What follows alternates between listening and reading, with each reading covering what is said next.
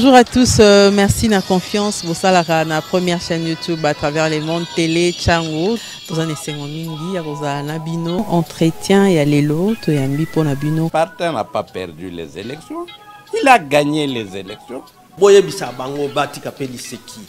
Congolais asi à la muki. La muka asala kaba réflexion ya bien pour mboka oyo. FCC na la muka ba ebani bien. Manque à confiance ils a déjà.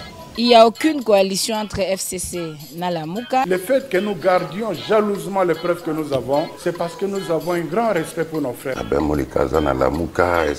Ensemble, Union sacrée. Le blocage au niveau de la CNI a un nom. Il s'appelle M. Félix Tshilombo.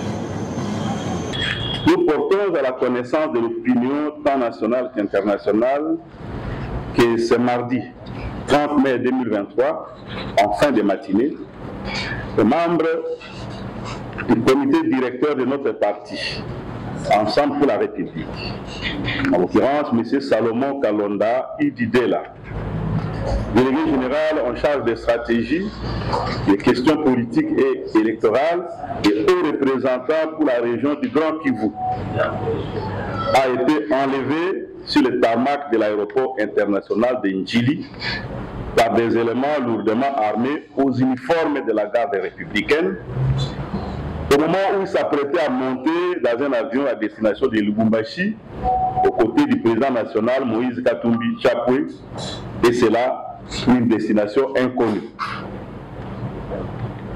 Nous rappelons à tous les Congolais épris de paix et de justice convertis de la Constitution, la loi mère de notre pays.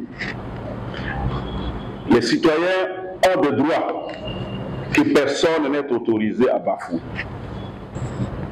Nous soulignons que plusieurs actes de vexation et de violence sont dirigés contre notre parti Ensemble pour la République sans qu'aucune justification légale les permette, des actes qui témoignent de la mauvaise foi des autorités en place.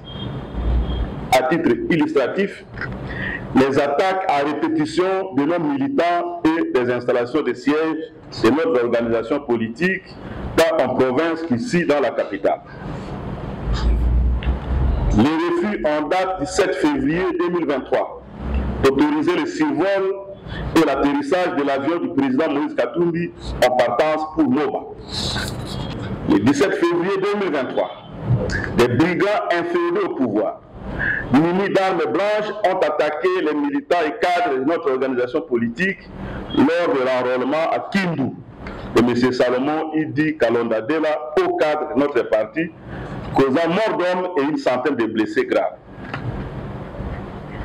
La répression brutale, le 20 mai dernier, de la marche de l'opposition à Kinshasa par des unités mixtes composées de la police nationale et de la milice privée du parti présidentiel UDPS.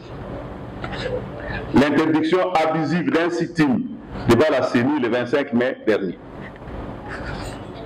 Nul n'ignore que la violence s'aggrave en RDC en raison d'une gouvernance chaotique des affaires publiques, caractérisée notamment par des appétits de jouissance des dirigeants, la corruption et l'impunité généralisée qui ont fini par gangréner même toutes les articulations du système national de défense.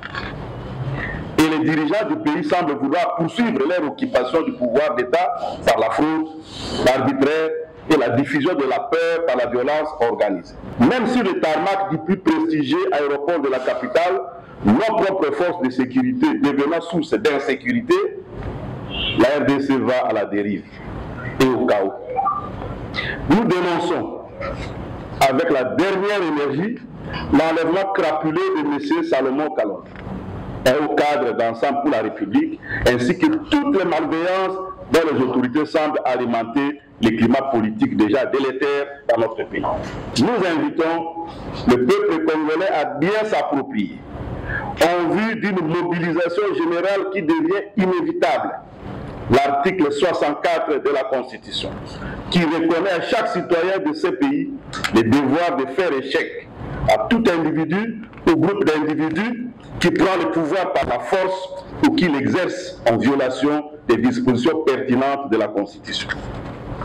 Nous rappelons à la communauté internationale son devoir de solidarité envers le peuple congolais en péril et espérons qu'elle ne laissera pas la RDC sombrer de nouveau par l'instabilité et les violences.